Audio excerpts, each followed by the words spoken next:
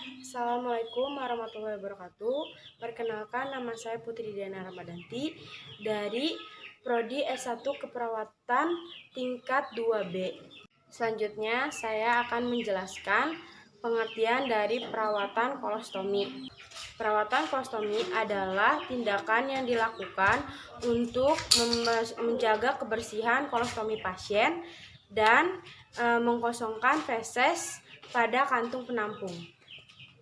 Adapun tujuan dari perawatan kolostomi, yang pertama itu untuk mencegah terjadinya kebocoran, yang kedua itu mencegah terjadinya iritasi di sekitar stoma, yang ketiga untuk memantau stoma dan kulit di sekitar stoma, yang keempat itu mengajarkan kepada keluarga pasien untuk perawatan stoma di rumah. Indikasinya pada pasien kanker usus besar atau kanker rektum. Yang kedua itu pasien yang mengalami penyumbatan di usus besar. Yang ketiga, radang usus besar. Yang keempat, terjadi robekan di usus besar dan anus. Yang kelima, infeksi berat pada usus besar. Yang keenam, adanya kelainan bawaan pada saluran pencernaan. Selanjutnya, saya akan memperkenalkan alat-alat untuk melakukan perawatan kolostomi.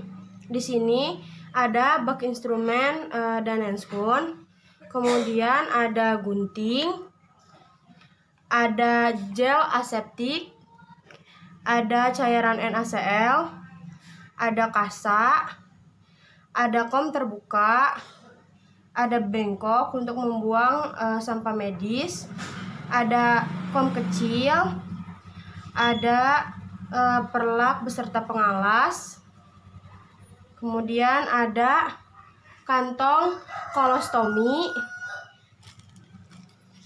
kemudian di sini juga ada plastik untuk membuang sampah. Selanjutnya ada alat ukur dan ada baki beserta pengalasnya. Selamat siang, Adek. Gimana keadaannya hari ini? Baik. Oke.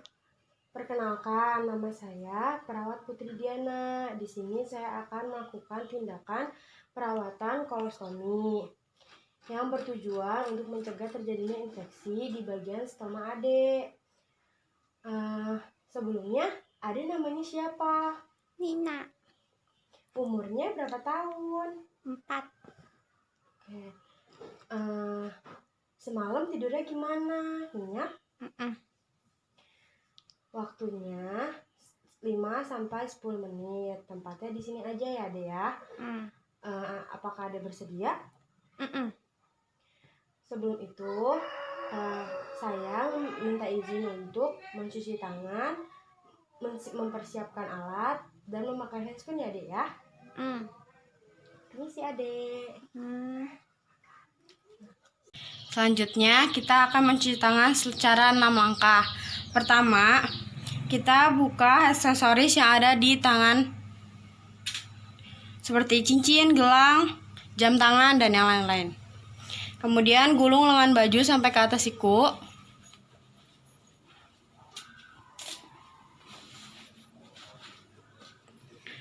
Kemudian nyalakan keran, cuci tangan.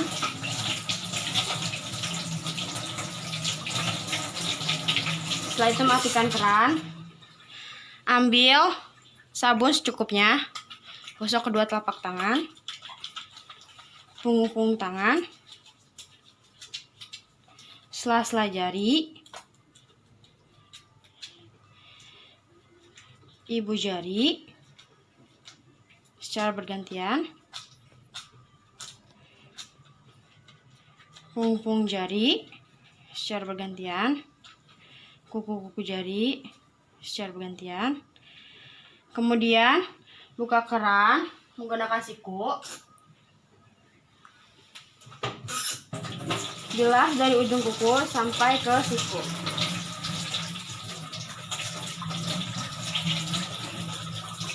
sampai bersih. Setelah itu tutup keran menggunakan tutup kembali. Sudah selesai, kemudian keringkan menggunakan handuk bersih. Permisi Adek. Aku udah menyiapkan alatnya ya. Kemudian saya akan menutup sampiran untuk menjaga privasi pasien. Setelah itu kita memakai handscoon terlebih dahulu.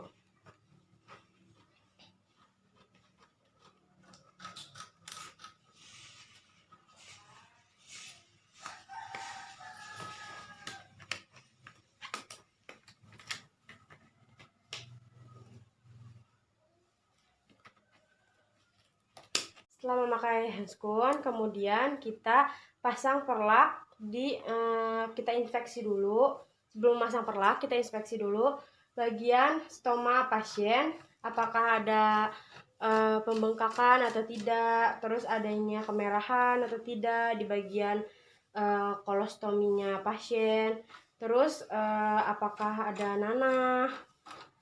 Tidak ya Dek ya, sehat, bagus di stomanya. Kemudian kita pasang perlak di bawah bokong pasien. Maaf Adek, angkat bokongnya. Kakak pasangin perlak ya. Setelah udah kita pasangin perlak, kemudian kita lepas kantong stoma yang ada di perut pasien dengan cara kita tuangkan cairan NaCl ke kom.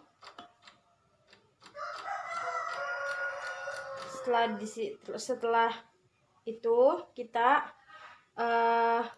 celupkan kapas steril ke dalam cairan NaCl. Kemudian kita siapkan kantong plastik untuk membuang sampah stoma yang telah dipakai sama pasien.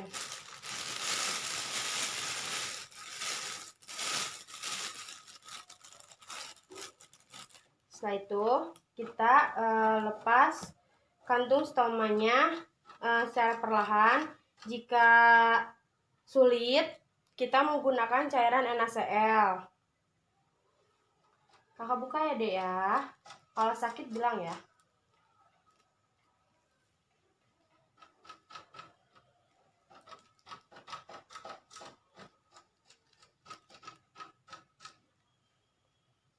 Setelah terbuka, kemudian kita buang kantong stoma yang telah dipakainya ke tempat sampah. Lalu kita bersihkan stoma di area stomanya secara melingkar di kulitnya ya. Kita bersihkan secara sirkuler atau melingkar. Kita bersihin ya Dek ya. Buang ke bengkok. Kemudian yang kedua, kita bersihkan stoma pasien dengan sekali usapan. Maaf ya Dek ya, kita bersihin. Setelah itu buang ke bengkok. Kemudian kita tutup stoma pasien sambil kita menyiapkan kantong stoma yang baru. Kakak tutup dulu ya Dek ya. Tetap untuk menjaga steril di stoma pasien. Kemudian kita siapkan kantung stomanya. Yang pertama kita ukur terlebih dahulu stoma pasien. Anggap aja ini alat pengukurnya ya. Nanti saya tampilkan di video karena tidak ada. Kita ukur.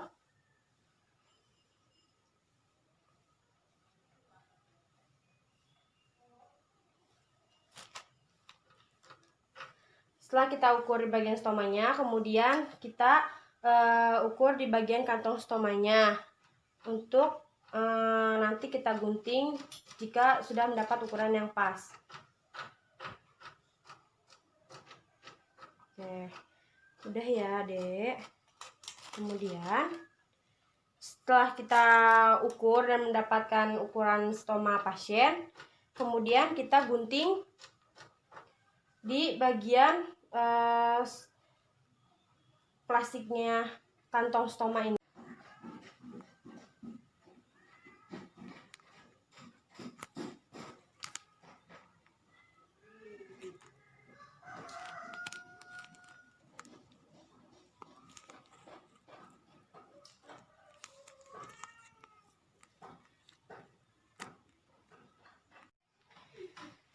Setelah dipotong, kemudian kita pasangkan kantung stoma ke stomanya pasien.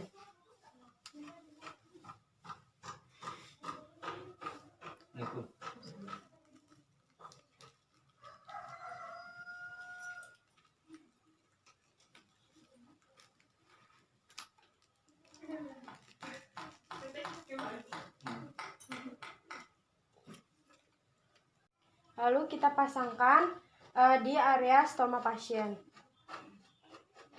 Dek, kakak pasangin dulu ya.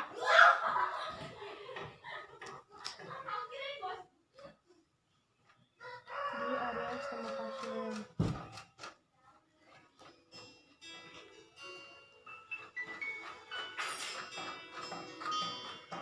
Setelah terpasang, pasangkan stoma pada pasien itu ke bawah atau ke samping, tergantung posisi pasien dan posisi stoma pasiennya berada di mana. Setelah selesai, kita memasang kantung stoma di perut pasien, di stomanya pasien. Kemudian kita rapikan alat. Kita rapikan alat terlebih dahulu.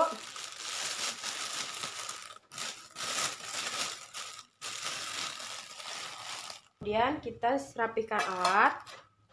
Maaf adek, perlakuan kita ambil ya. Oke. Setelah itu kita simpan dan kita lepas handscoon.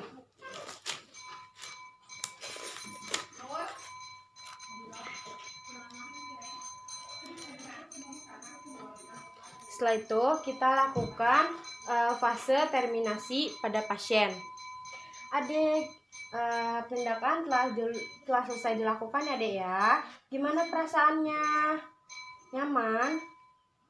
Jadi bersih ya dek ya. Setelah kita rapihkan, tidak kotor lagi, jadi lebih enak, adiknya juga lebih nyaman ya dek ya. Kalau misalkan adek ada perlu saya lagi, panggil saya di ruang perawat atau minta bantuan ke keluarga adek ya, seperti mama, ayah, boleh minta bantuan ke saya ya dek ya.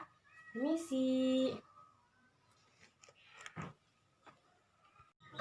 Sekian video dari saya, kurang lebihnya mohon maaf. Assalamualaikum warahmatullahi wabarakatuh.